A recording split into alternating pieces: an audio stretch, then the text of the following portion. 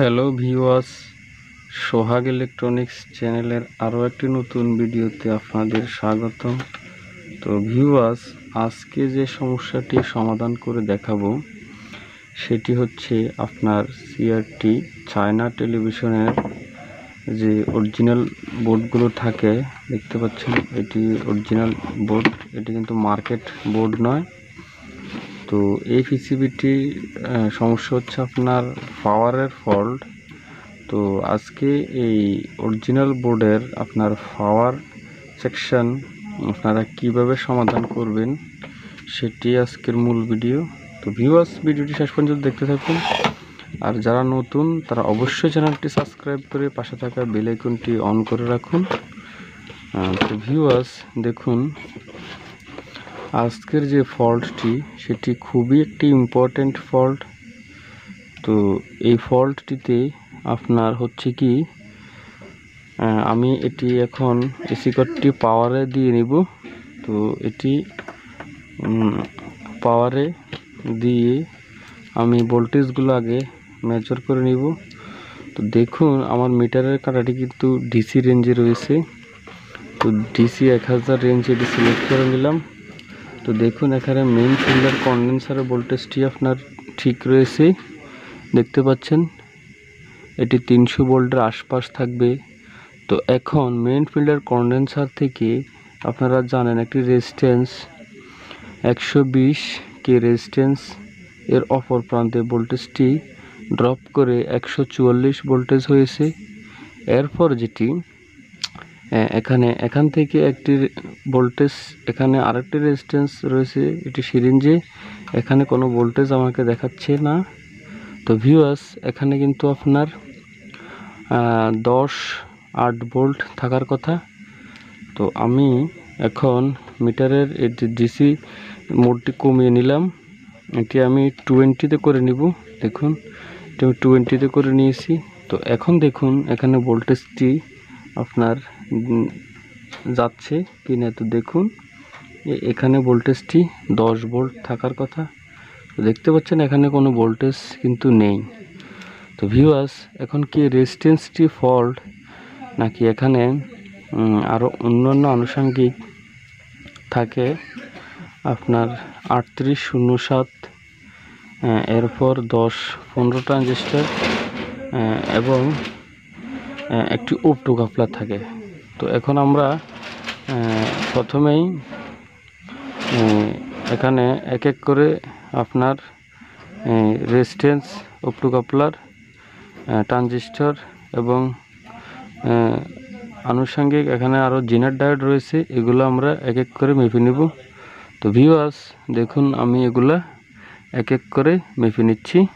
তো ভিউয়ার্স, আপনারা পাওয়ারের কাজ করার সময় এখানে মেইন ফিল্টার কন্ডেন্সারটি কিন্তু আপনারা ডিসচার্জ করে নেবেন অবশ্যই, কারণ এখানে যখন পাওয়ার সাপ্লাইটি সেকেন্ডারি সেকশনে ভোল্টেজ না আউট করে তখন কিন্তু আপনার মেইন ফিল্টার কন্ডেন্সারে ভোল্টেজ ধরে রাখে, তখন এখানে কাজ করতে গেলে কিন্তু আপনাদের সমস্যা হতে পারে।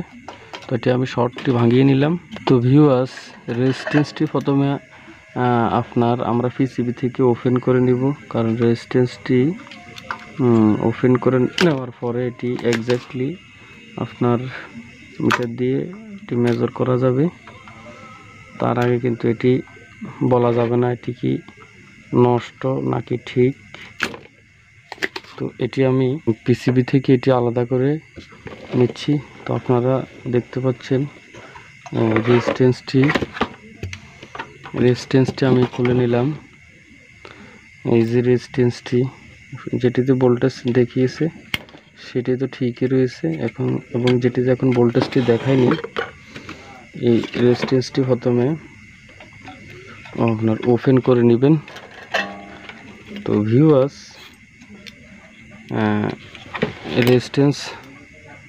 রেজিস্ট্যান্স মাপার জন্য এই যে মিটারের সিলেটের কাঁটাটি আপনারা এখানে 200 রেঞ্জে, এই যে 200 রেঞ্জে আমি 200K তে সিলেক্ট করে নিলাম।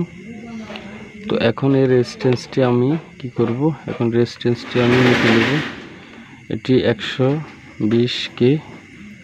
তো ভিউয়ার্স দেখতে পাচ্ছেন এটি কিন্তু 112 কে আমাকে দেখিয়েছে, তো রেজিস্ট্যান্সটি কিন্তু ঠিকই রয়েছে। তাহলে আমার সমস্যাটি কোথায়?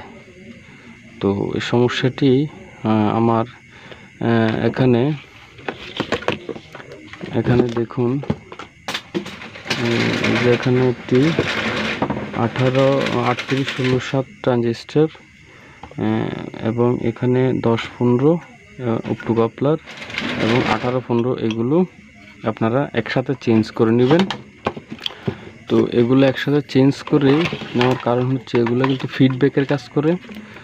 তো এখানে আপনার দেখা গেছে একটি সমস্যা হলে অন্যগুলো সমস্যা করে, তো সেজন্য এগুলো একসাথে আপনারা লাগাবেন। তো লাগানোর আগে এখানে একটু কাজ করবেন কি, এখানে যে আপনার জিনার ডায়োডগুলো থাকে, জিনার ডায়োডগুলো আপনারা এক এক করে কন্টিনিউ এক এক করে এগুলো মেপে নেবেন।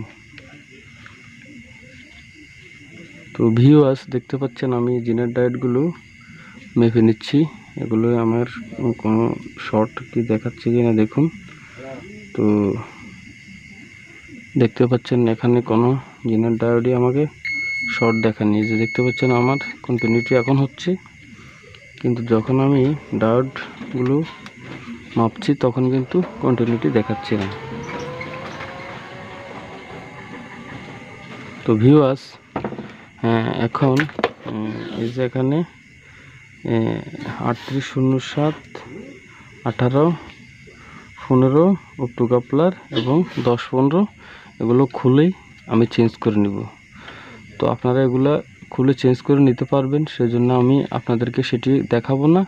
তো এগুলা খুলে লাগানোর পর আমি আপনাদের পুনরায় আবার দেখাচ্ছি। আমি ভোল্টেজগুলো মেপে আপনাদেরকে দেখাবো আমার সেকেন্ডারি সেকশনের ভোল্টেজটি ঠিক হলো কিনা। তো সেই জন্য মিটারের কাঁটাটি তো 1000 সিলেক্ট করে নিলাম ডিসি রেঞ্জে। তো এখন আমি এটি কারেন্টে লাগাবো, লাগিয়ে আপনাদেরকে দেখাবো এটি ঠিক হলো কিনা। তো ভিউয়ার্স দেখুন, এখানে ইএসটি সাপ্লাই ভোল্টেজটি 110 ভোল্ট থাকার কথা। তো দেখতে পাচ্ছেন এখানে ইএসটি সাপ্লাইটি কিন্তু একেবারে ঠিক হয়ে গেছে 111, তার মানে হচ্ছে 111। তো এরপরে যে ভোল্টেজটি